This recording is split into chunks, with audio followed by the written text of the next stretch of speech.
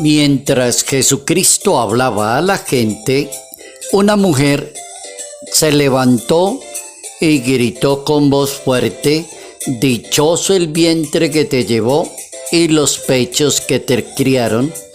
Pero Jesucristo repuso: «Dichosos los que escuchan la palabra de Dios y la ponen en práctica». Evangelio según San Lucas, capítulo 11, versos 27 al 28.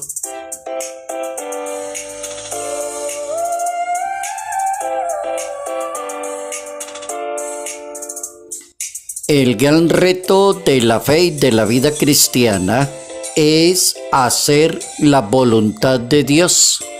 Notas amables a la palabra de Dios, miércoles 9 de julio, año 2025.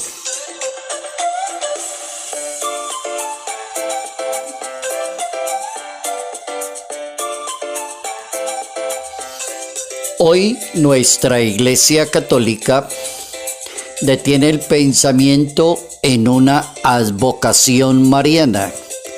La Virgen de Chiquinquirá, Nuestra Señora de Chiquinquirá, patrona de la República de Colombia. Nuestra Señora de Chiquinquirá es proclamada patrona por el Papa Pío VII en el año 1829, y el Papa también concedió una especial celebración litúrgica de esta advocación. En el año 1919, Nuestra Señora de Chiquinquirá es coronada canónicamente por el decreto del Papa San Pío X. El santuario donde está ubicado en Chiquinquirá, Colombia, el santuario de la patrona, es declarado basílica en el año 1927 por el Papa Pío XI, y en el recinto de ese santuario se encuentra un lienzo con la imagen de Nuestra Señora, custodiado por la comunidad de los padres dominicos. La imagen está pintada sobre un lienzo y es un manto de algodón de 1 metro de longitud. Aparece allí la Virgen María vestida con una túnica de color rosado, recubierta con un manto azul, velo blanco en la cabeza. De la mano izquierda de la Virgen pende el Santo Rosario. A la derecha de la pintura de la imagen de la Virgen aparece un santo, San Antonio de Padua, sosteniendo un libro en su mano izquierda. Y también a la izquierda de dicha pintura aparece el apóstol San Andrés, leyendo la Sagrada Escritura, y soporta una cruz como signo del martirio. El cuadro está adornado con coronas de esquinas superiores con rosarios adicionales. Nuestra Señora de Chiquinquirá, patrona de Colombia.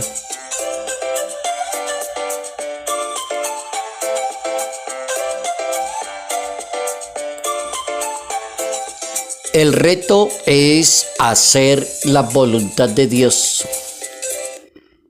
Jesucristo está muy interesado en que nosotros entendamos que, aparte de realizar muchas cosas buenas, Él está muy interesado en hacer la voluntad de Dios. Dichosa aquella persona que escucha la palabra de Dios y la pone en práctica. Eso se llama voluntad de Dios.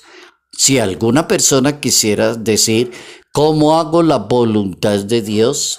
Entonces escucho la palabra de Dios y la pongo en práctica. Si ya la palabra de Dios se vuelve bien común en la vida de una persona, entonces fácilmente sabe si lo que le pasa en la vida, decisiones que debe tomar, son la voluntad o no son la voluntad de Dios.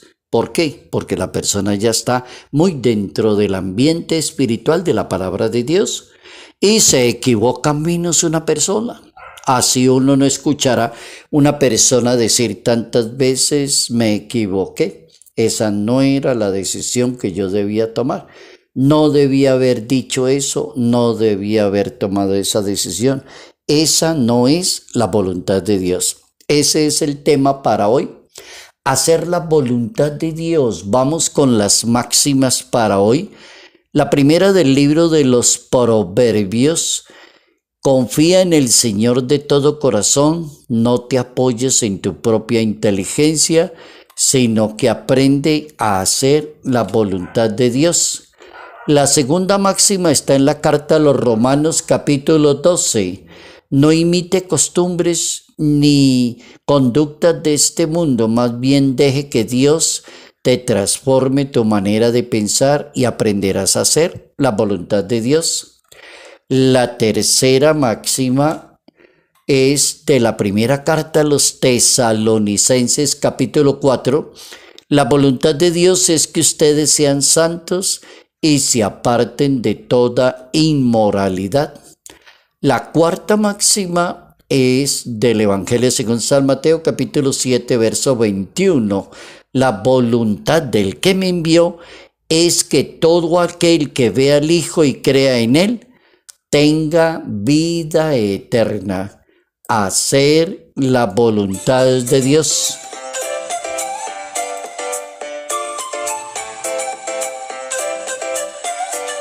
Escuchar la voz de Dios y hacer eco de la palabra de Dios en la sociedad es la misión de cada católico creyente.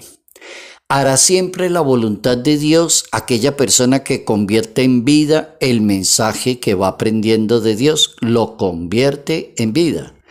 Hubo un primer impacto de los judíos frente a Jesús de Nazaret. Los judíos, cuando ya comenzaron a conocer a Jesucristo, se maravillaban de él, quedaban estupefactos por su manera de ser y por su manera de hablar. Quedaban impresionados por los poderes que él tenía. Lastimosamente, muchos maravillados se quedaron quietos y no avanzaron por los caminos de Dios. Otros lograron entender el mensaje, combinaron el impacto que causa Jesús y la misión que él desea. Su mayor deseo es que cumplamos con la palabra. Ese es el mayor deseo de Dios. Es importante entonces aprender a maravillarse de Dios para poder hacer la voluntad de Dios. Maravillarse de Dios. Un buen principio para dejarse guiar por la humildad es maravillarse de quién es Dios, la grandeza de Dios, la omnipotencia y lo que es una persona frente a Dios. Existe un salmo en la Santa Biblia, el Salmo 8, que refleja esos sentimientos de una persona creyente que se maravilla de Dios cuando ha aprendido a conocer a Dios. ¿Qué es el hombre para que en él pienses? ¿Qué es el ser humano para que lo tomes en cuenta? Entonces la persona humilde logra el objetivo de hacer la voluntad de Dios. No se siente superior a los demás. Por ejemplo, es muy importante que la persona no se sienta por encima de las demás personas para que pueda hacer la voluntad de Dios. Trabaja por identificarse con el Hijo de Dios. Es una persona que si hace la voluntad de Dios no impone sus títulos y sus conocimientos ni sus derechos los impone arbitrariamente contra los demás. El humilde se abre más a la voluntad de Dios y menos a los aplausos humanos.